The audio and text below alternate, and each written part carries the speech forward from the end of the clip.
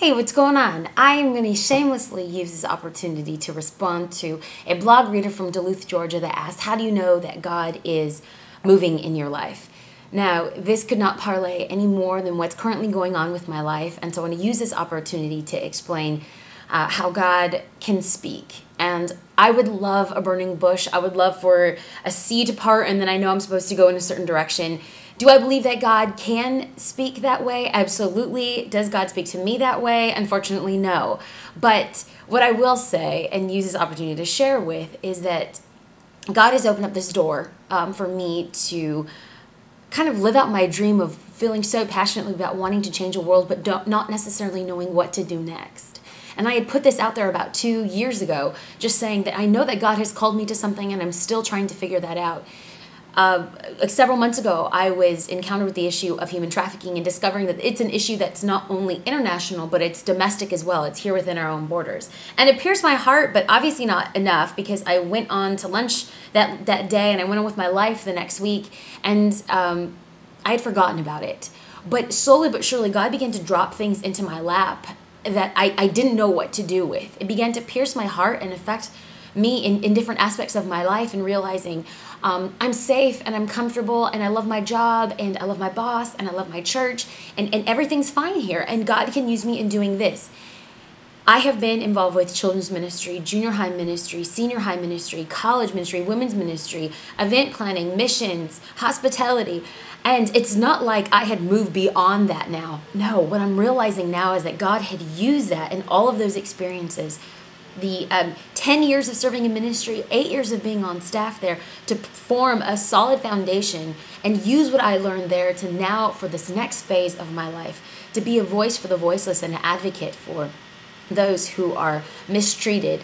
We read in Micah 6 about compassion and justice and walking humbly before our God. And I do believe that the church, we understand the importance of walking humbly before our God. And we have been moving into this area of compassion where we're a defender of the widows and a father to the orphans. But this issue of justice, I really believe in the next phase of church history, in this next 10 years, the next generation of church, that there is a passion to fight for justice when living out the full gospel and what the full gospel looks like, and our responsibility of living that out. I had a slap in the face. This is how I knew that God was moving in my life, because I no longer felt settled doing what I was doing. God has not called me to live a life that is safe. God did not call me unto salvation, and that's it. Like, woohoo, I got a golden ticket to heaven.